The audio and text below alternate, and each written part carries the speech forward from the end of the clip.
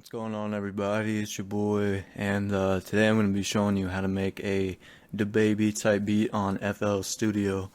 Dababy is a rapper from North Carolina, I believe Charlotte, and he makes a lot of sort of hard hip hop, pretty bouncy, a lot of hard 808s, and sort of just simple beats, but they're very, very bouncy, very hard, and that's sort of the basis of his whole style.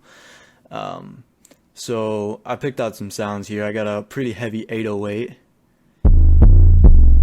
and most of these I got all out of the MZ drum kit, and so I just got hat, clap, all that stuff. But MZ drum kit, I found it on Reddit.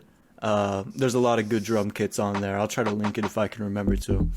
And this synth right here, this is Citrus. It comes with FL Studio, so I went on it, went to the bass presets, and so in a lot of his songs he uses either flute or sort of a bass sound for the main melody. So I'm going to use the bass sound here. I just went into the bass tab and sorted through them, and I found this one which I liked. It's called Perk. So it has some sort of ideas in my head of how I'm going to make this sound.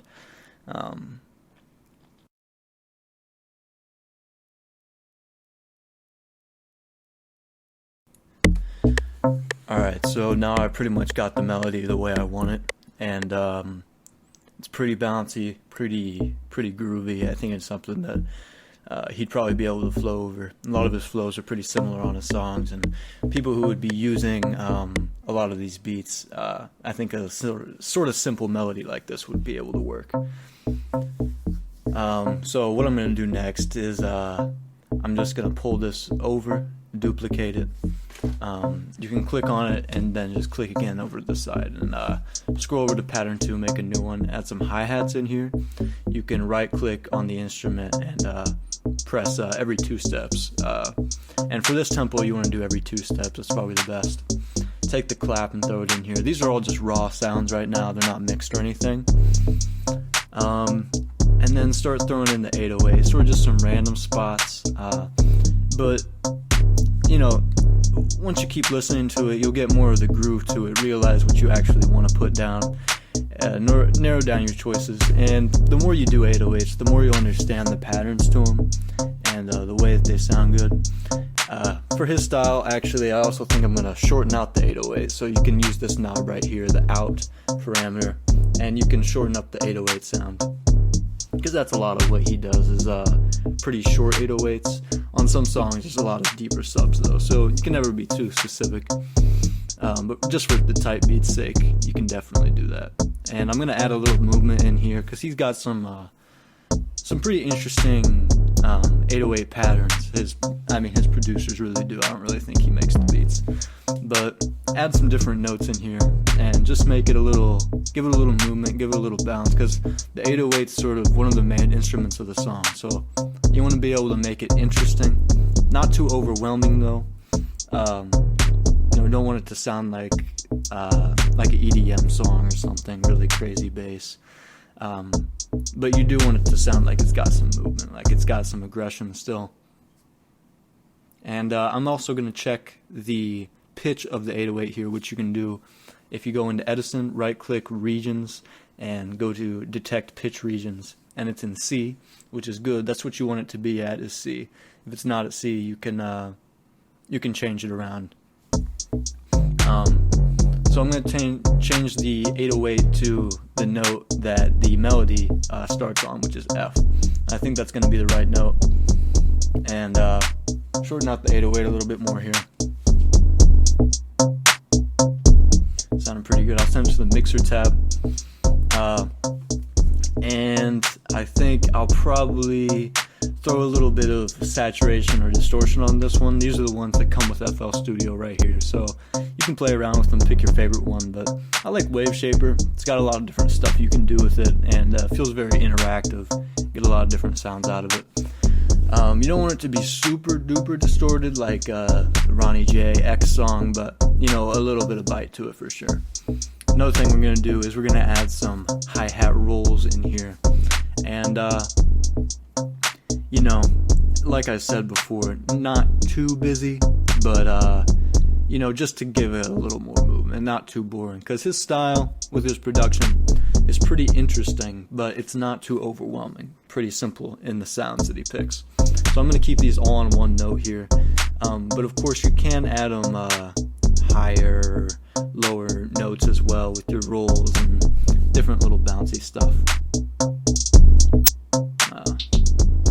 Put some down there, put some up top too. Just sort of change it around. That's a little bit of a, hear that a lot in murder beats songs. Just a lot of trap uses that nowadays. But in this case, I'll just put it down, see how it sounds. So also I have this little bouncy rim snare. I believe also from the MZ drum kit. But I'm going to add that in for a little more bounce. Different from the clap. Because, I don't know, you can use the clap only and just add in more clap sounds for the bounce if you'd like to, but for this I'm going to use the separate rim sound, put it in here in some different spots, and just play around with it, see how you like it. There is, like again I said, there's a lot of similar patterns in trap, so you can find out where the rims sound good at, where they sound normal. Also, what I'm going to do right here is I'm going to make this a little longer. You can hold shift and click and pull everything over like that. I'm going to take out the beat right there so it's just the melody. And I'm going to set everything to the mixer. So you can click that little button like I'm clicking right there. It'll automatically send it to the next open mixer spot. And that's the way I usually route things. Put them in there like that. I'm going to change around the rhythm a little. I don't really like the way that's sounding right there. But like I said, just keep playing around with it.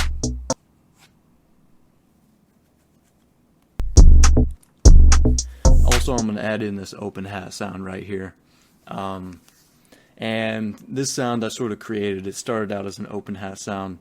So I'm going to take all these parameters off, show you how I did it. So as you can hear, just a regular generic open hat. So what I'm going to do first to turn it into that swishing sound, I'm going to reverse it and then trim out all the noise with that knob right there. And then change the in and the out parameters so it turns into a little line like that. And as you can hear, it gets more of that little swishy sound. I didn't mean to add in that the extra one in the playlist right there. I got to delete that. And also you can change the hold parameter on the sound by going to the wrench tool right here. Open up the hold parameter, turn everything down. You can keep some release on it if you like. That's up to you. I usually do though. And you can draw these in here, but note lengths do matter. So you got to make sure, draw out your note lengths, put them in exactly how long you want them. Because when you change the hold parameter, this is basically what it's affecting.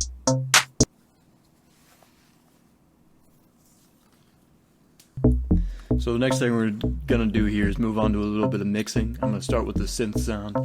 And since it's just a synth and it's the only instrument, I would say you can get kind of creative with how you'd like to do it. So I'm going to start with the reverb.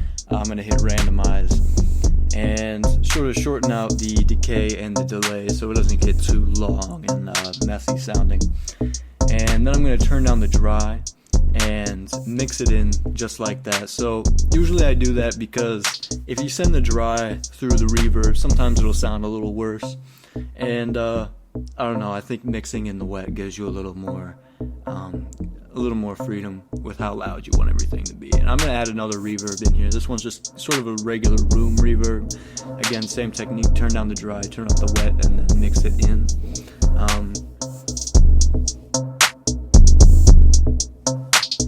And play around with these. A lot of the sounds are pretty direct, like not a ton of reverb on them. So I'm also going to add in that little EQ boost right there. It's around 5K, and that's where you get a lot of presence at. That makes things sound closer to the mic. So you don't want to overuse this, and you know, maybe it's sort of bad practice to just try to throw on that 5K boost on everything. But you know, do whatever you like to, see how it sounds, and if you think it sounds better with it, then do it. But try it without it as well. See how that sounds.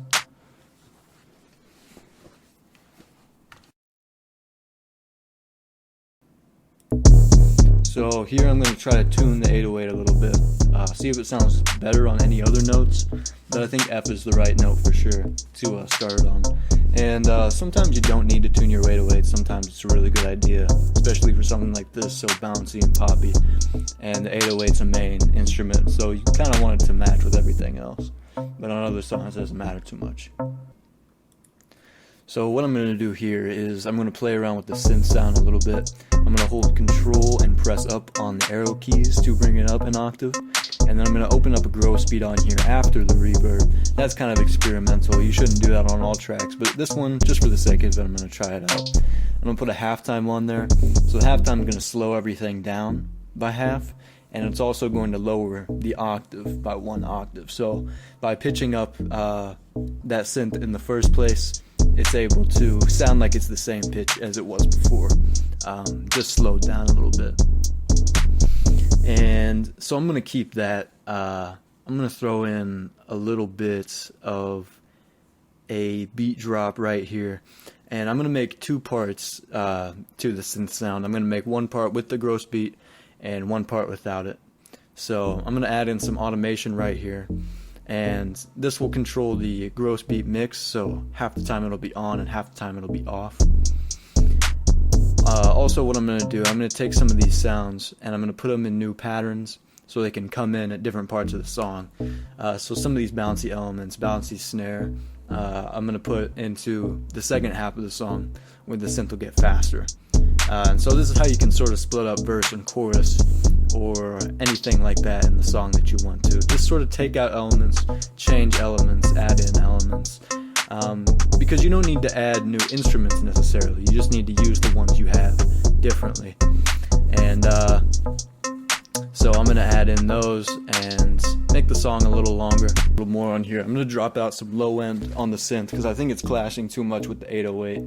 And with low sounds like that, you don't want them to clash because it'll make your song sound too muddy, and you don't want that, especially something with so few instruments. You want it to be mixed pretty well. I'm also going to add a little bit of saturation on there with the wave shaper, and just sort of play around with these a little bit. Like I said, you don't want the reverb to get too loud, so you want to make sure to keep that in check. Another thing I'm going to do, just continuing from what I was talking about earlier, clone one of these patterns for the synth and bring the octave down during the parts where the gross beat drops out. So that will make everything be the same pitch in the synth. So it'll go from just being slow to being fast, but it won't change the octave of the synth in what you're playing in. What I'm going to do here is I'm going to click on the wave shaper and I'm going to bring it all the way to the top of the chain, so it will be the first part of the sound to be affected. So all the reverbs will be reverbing the saturated sound instead of a sound that will later become saturated. And so the order you put things in really does matter. So just got to make sure to remember that, especially when you're doing any sort of like experimental mixing like I was just doing right there. Things not necessarily to make stuff sound clean and like a full song, but mostly just to make your stuff sound a little crazy and different. And things are getting a little too loud, so I'm going to pull down the master a little bit and then pull down some of the individual elements in the song. You don't want things to be peaking all the time, and you just want to make sure that you get everything in check so you know what you're actually listening to once you export it. Because sometimes when you export it and things are peaking, it'll sound a lot different. And you want your drums to sound poppy, but you don't want everything to peak or be super compressed, so just keep that in mind. So I'm going to pull everything down there and put the master track sort of back to normal. You want to keep everything within 3 to 6 dB, sort of around 6 dB for your average, but then, it can peak from time to time. So also what I'm going to do is I'm going to take everything, hold it's either Control or Shift and drag and take everything, send it over to channel 4. I usually keep the first 4 channels open, and also send it to the master track. You want it to be on both. But for channel 4, usually that's where I put an aux reverb at. So everything's sort of in one single reverb sound. And usually I use Fruity Convolver for these aux tracks here. So I'm going to open up Convolver. It's just a type of reverb, but it sounds pretty good to me. It's an impulse response reverb. So usually I pull up some sort of hall, some sort of church or something. You got a ton of options here you can choose from. Play around with them all. Pick ones that you like. I'll sort of go for a random one. Search around for one that sounds good. This will be really loud for a second here. But you'll just sort of search through these for ones that you think will sort of fit the vibe too. And then you want to go to your convolver once you get one that you like. And then you're going to turn the dry all the way down. So the same technique I was using before, you sort of mix this reverb sound in. This is in a little different form though, because you control the whole reverb sound with the volume knob on the mixer. And you can change how much things are sent to the mixer. Channel 4, your aux reverb. You can change how much things are sent there by those little circular knobs at the very bottom, where the green wires attached to at the bottom of the screen. Whether those are green or yellow, I'm not too sure. Another thing you can do to add a little bit of spice to your song is pan things out. And I like to do this with hi-hats a lot. So I'm going to do it with the hi-hats here, and the hi-hat roll specifically. That's usually what I put panning on in a song. So you can go to this spot down here. You can edit volume or panning or many other things like pitch. So I'm just going to take these, put them a little bit left, a little bit right, moving from left to right or right to left, just whatever you want to do. But you can add things in the side of your ears and it'll sound a lot better than just everything down the middle, because that doesn't sound very professional. There's not a lot of songs where everything's just right down the middle, not since the 50s at least. I'm going to do this to the open hi-hats as well. And you want to keep everything even on both the left and the right, because if something's all on the left, your whole song sounds louder on the left, it's not going to sound good. People aren't going to want to listen to that.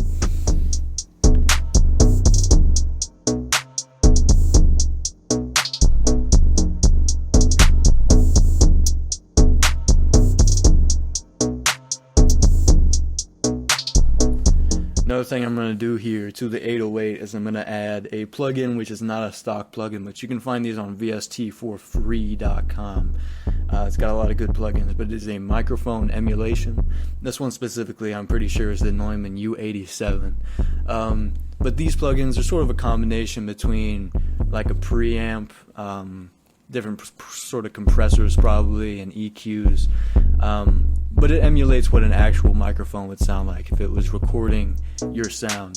So it's just another one of those things. Don't use it on every single track, but for a lot of synthesized sounds, if you try to put a microphone emulation on it, you'll be surprised with the change it'll make.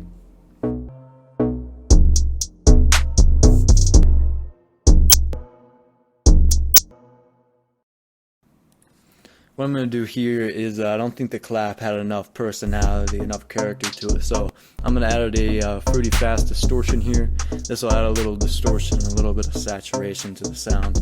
That was just me pulling up Audacity, check the vocal recording. But play around with this. It's another one of those experimental mixing things. It just depends on the aesthetic you're going for and how well you can make something fit and what sounds pleasing to your ear. And also just check, make sure everything's not clipping. And another good thing about adding distortion is sometimes it can make things sound louder. Even if the sound isn't louder dB wise, it can still be louder in terms of the frequencies that it uses. So if it boosts up a lot of high frequencies, you hear those better than low frequencies. So that's why distortion is also good for just making things louder in general.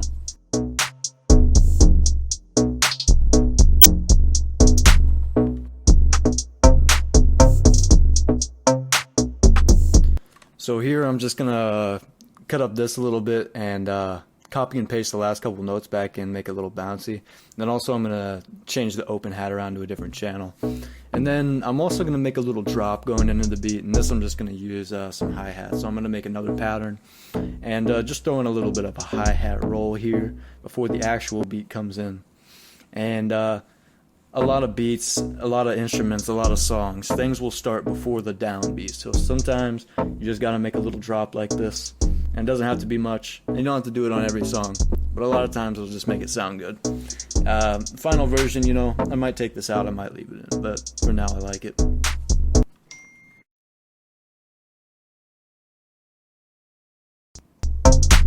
So here I'm also going to add a little bit of more EQ to the song on the synth. So I'm going to knock out a little bit of low end on there just to help it not clash with the bass, and add a little high end so you can hear it a little more, just to make it pop, because like I said before, it's the only synth in the song, so you want people to be able to hear it, you want it to be pretty clear. So add a little bit of high end, not too much, don't make it too distorted, but just make it so you think it'll fit in there.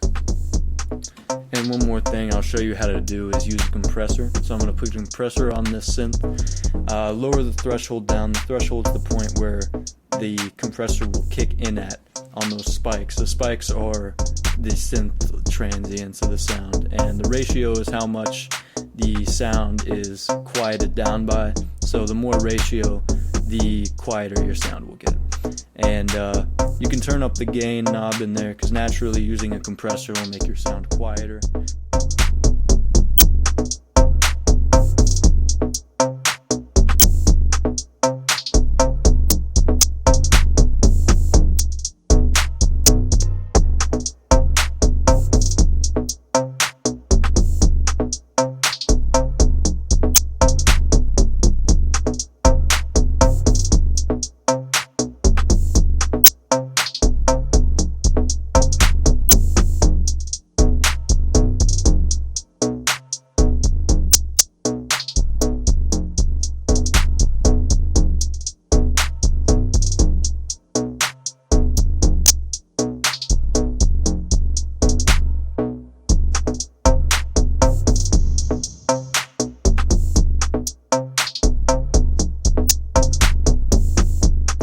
And that's pretty much it for this video, for this beat. I hope you liked it. I think it turned out alright. If I had time, I'd change the melody around a little bit more, add some switch ups or whatever. But anyways, I hope you guys learned a lot. Like and subscribe if you liked, and leave some comments telling me what you'd like to learn. So thanks for watching. See you guys later.